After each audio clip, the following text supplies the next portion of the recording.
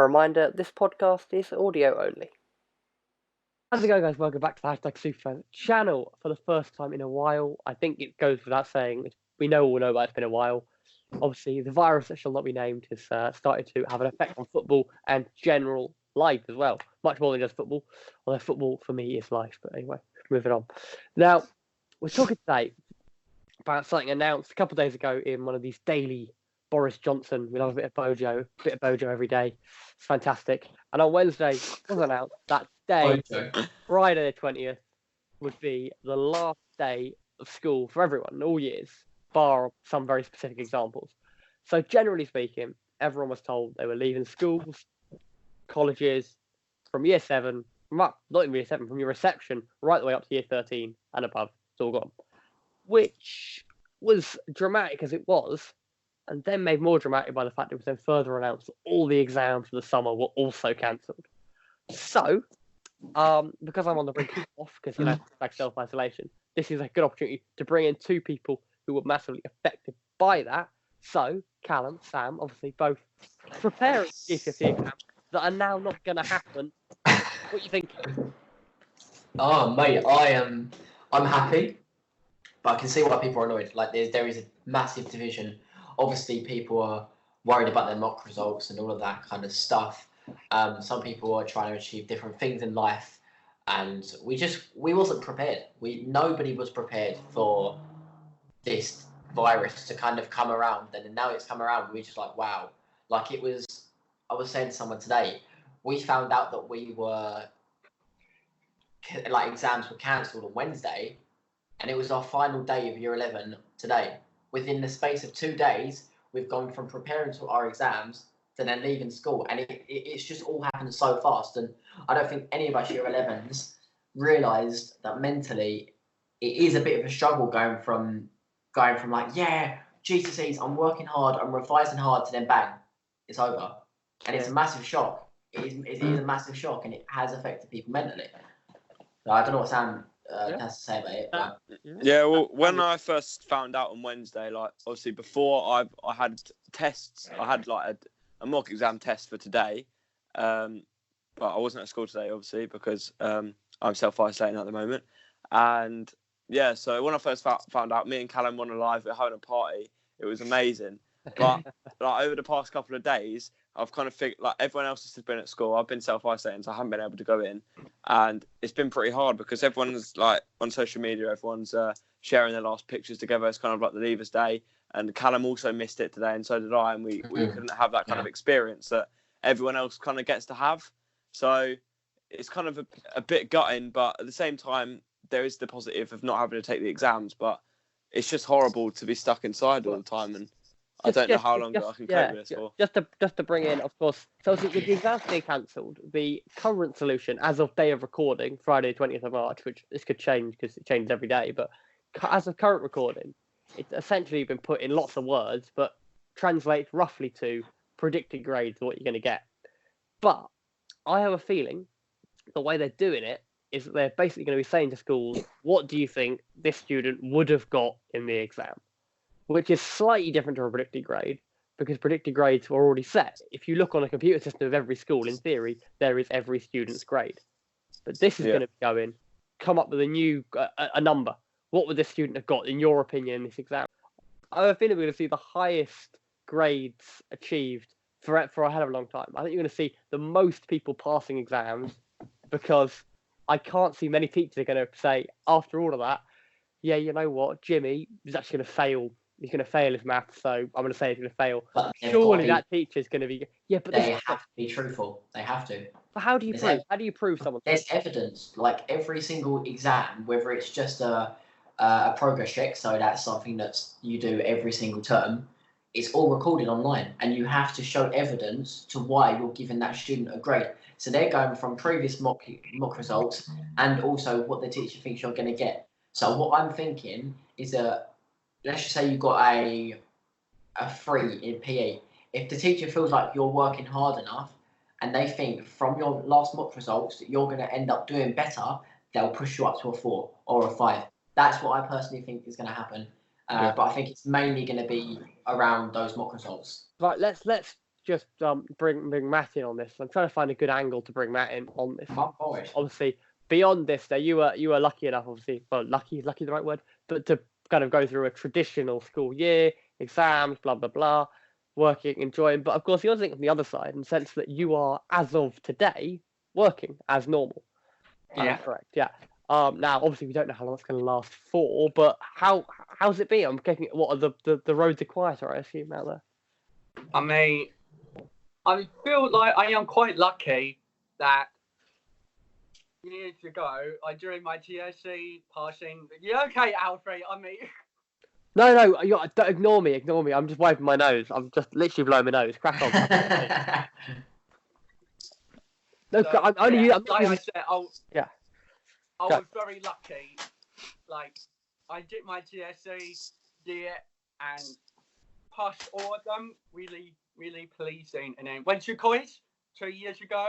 Passed all my accounts level, and now I am working full-time job as a, well, there's your clue. Yeah. for the sake of, if I don't use the video of this, yeah, who's just shown us, and I am an accountant, black. Yeah. And obviously, I would understand what it's like to be in CALLUM and Sam, because they're going through very different to what I am going through right now. I mean, obviously, I do understand the hard work and the stress and the mental CALLUM and Sam going through, and I'll be honest, I feel bad for you two. I mean, you're deciding at one point you're not doing a Sam, and then you realise. But one thing I do want to mention as well is that obviously, if schools were to go back, what is that for year 11s? If they end up going back halfway through May, June time, are we going back? Are we just finished now? Because you don't need us after our GCSEs. So realistically, the best case estimate we've got, and that's taking it from the Premier League, right? Now, the Premier League, I've said April 30th for the resumption of football. Now, I think I'd be very surprised for a start if that actually gets met. Yeah, but that's the earliest guideline anyone's given for anything returning to normal. And I think that's optimistic. So I would be incredibly surprised if this school year returns. Now, there was suggestions that people would go back later and you'd have current year 11 going back in September and then do an exam, but that's not happening because that's what I saw in BBC News, going back in September, doing an exam, and then. But so they decided against it. I don't think that will happen. Well, they scrapped because it's a mess. You've got that, because what you're then doing is you're then putting a whole new year of 7s coming in while still having old year 11s in. Yeah. You've not enough room in the school, basically. So that they've scrapped that like that's not. We are now just going to have essentially weekly grades used. But I suppose the other angle of it, beyond just the direct school grades, is that you've now got a lot of 11 to 18-year-olds with absolutely nothing to do for the next 5.5 months of their life.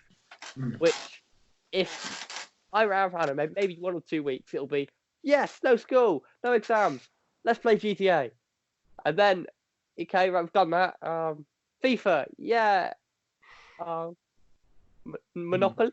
Like, yeah, it's like, we've got maybe 2 or 3 weeks, and what you're going to get is just a lot of very bored youth, which sort of could lead to all sorts of negative things from the bad side of all crime and doing bad things, but just down to little things like fitness and well-being, mental and physical, because every day you go to school, you're meeting all your mates, and you're doing PE a couple of times a week, you're keeping fit, you're doing that.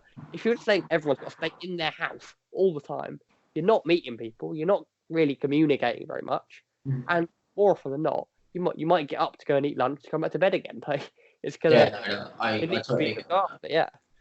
It's just so unpredictable. Like, no one knew it was going to come.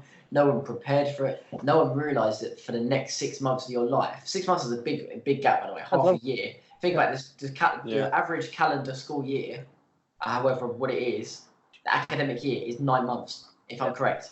Yeah. And 6 months of that is gone. We're taking 6 months away from the year. That's pretty much the majority of the whole year. Like, do you know what I mean? It's all just, A-level students, GCSE students. It's all just so different now. And my question is, what happens to us in further education after GCSEs if this is not all done by September? But What the thing happens? is, no, but the thing is, in terms of your grades, it will be. By September, you will have a full set of GCSE grades one way or another. Exactly how they figure that out is up to them, but everyone will have grades that they can then submit. But it's going to be a little bit of a mess because, like I say, these grades are going to be taken with a pinch of salt to some degree because if everyone does it legitimately and we get a really properly well-balanced set of grades and you can compare it to last year's and go, you know what? Yeah, I got about the same amount of people got the right kind of grades. If it goes and suddenly you're looking at everyone got 9s and everything, then the whole system is broken. You can't. It doesn't work. Like you need. It One needs to be thing done right. to add on that as well is that obviously with what I want to do after year 11, it's obviously changed a lot, and it does change for a lot of people. Not a lot of people know what they're doing at this current stage after year 11. However, I want to do the Hashtag Academy education program, right? As you guys know that, we all know that. My question is, and I have emailed them, what is going on with the Hashtag Academy trials? Because there has to be trials if you're getting into an education program. You can't just bring people in with a click of a fingers like that into an education program. For me, it might be different because Spencer, etc., have seen me play. But when it comes to making a full squad of 16 to 20, how are you going to get these people in? Because if you're rubbish at football, you're not going to get in. Yeah, I mean, the thing is, we got to remember it's because it's an education program. There is a balance between the football and the education. Of course. So, I mean, I would assume that the way they will do it is they will bring in their intake. They will ask people, much like the regular academy series, you'll be asked, what is your football experience? What do you do you play football when you're based in the park? Do you play for a team? They did ask in the they asked what club you played for and your preferred position. So it is. And so like with me, like I said, I play for Shield Academy Sunday League, but then my previous experiences have been Essex County and trials with other clubs, and obviously sustainable amount of men's football. So but I think what you'll find is they will bring in people who, in theory, fit the bill, and then if it turns out actually 2 or 3 months in you're not a great footballer, they're not going to kick you out because you're still doing an education program, and you'll kind of carry on with that, and it might then be after because the course that is being undertaken is a 3-year is where there's known as a 1-year 3-year course. For 1 year you do something, and then for 2 years you do something else. So I would assume what will happen is if you find someone's not very good, they will complete the first year, you will get your first qualification, and they will say, thank you very much, goodbye. And anyone who is good enough, assuming most people are, maybe they'll bring in a couple of other people who have already done something similar. For the next 2 years will then be your assigned team. I imagine how they'll do it, but I don't know. Maybe I'm wrong. It's it's all going to be quite hard, obviously. It's the first time they're setting it up, etc. No one knows how it's going to go, and like they put it out there, and they're like, "Yes, okay, this is what's happening." I mean, they've had loads of people comment, celebrities saying this is a great thing. You never know what's going on behind closed doors, so you don't know how many people applied, how many people are going to get in. You just don't know what's going to go on, and especially with the whole of this disease and not disease, sorry, this virus going around. You just can't predict anything in life anymore. I can wake up tomorrow, hundreds of millions of people could die. I could wake up tomorrow, no one could die. You don't know what can happen. Yeah, I think you're all right. But I mean, but beyond that, I think it's just about. It's about, like I say, just bring it kind of back to the other issues that come out from it. So yes, you've got your education, you've got your effective grade. But I was saying, how do you make sure everyone remains mentally and physically fit? Because that they are two things I think you could very easily lose from the population. We've already got rising childhood obesity. That's already an issue. It's much compared to things that are going on. It's a much smaller issue, but it is an issue we've got. But how do you make young people set up and stay fit, but also people who, I mean, we're fine. We're in the lucky enough position. There's plenty of us so we can just ring and have a chat and do what we're doing here and have a chat with each other, which is great. But there are lots of kids who don't have many friends, don't do, at the best of times, aren't doing much at school. Now they're locked away in their homes without even those two people to speak to, and I think that needs to be watched, because what you don't want is a sort of an issue a sort of mental health issue coming in because everyone's can't speak to anyone basically. So Yeah. you monitor. And I think that's a very, very good point. And regarding, obviously, with what's going on, once we go into lockdown, if we go into lockdown, what is going on? At the end of the day, my girlfriend lives about 45 minutes. I've not been able to see her for the last 2 weeks. I don't think I'm going to be able to see her for the next month. And it is obviously affecting not just relationships, but friendships between each other. Obviously, it's going to be very hard with lockdown. So how is this going to impact teenagers' mental health? We've already seen the highest number of consecutive FM games going on. Massive load on the FIFA servers, EA servers are putting back up. Like, the thing is, this will be for about 2 weeks. I mean, you can entertain yourself on PlayStation for about 2 weeks, but then you do reach a point you just are so bored of watching, you know, the jackass or whatever. But yeah, I think that's kind of it. That kind of wraps up the issue of today. Now, obviously, this is being released today, Friday the 20th of March, because as of tomorrow, probably. Well, definitely, there'll be some more things announced and the whole thing will change again. But if anyone who has made it this far, thank you. If you haven't subscribed already, please do. Like it and all that sort of stuff. And stick anything in the comments down below if there's anything you want to hear our opinions on, because we definitely are the most informed people. Video ideas as well. We need video ideas. So and any topics, any questions we can help you with in the comments below while you're in self-isolation, because we've also got a lot of time and a lot of podcasts have the potential to be filmed in this time. So if you've got any stuff that you want to hear, then let us know. We're doing madness on Instagram, so go follow us and join our self-isolation on Instagram at #Superfans. Go and follow us. Thank you very much. Legend. But yeah, until next time, which probably won't be too long. Yeah, thanks very much for watching, and don't forget to hashtag it. Wash your hands. Yes, wash your hands. And that.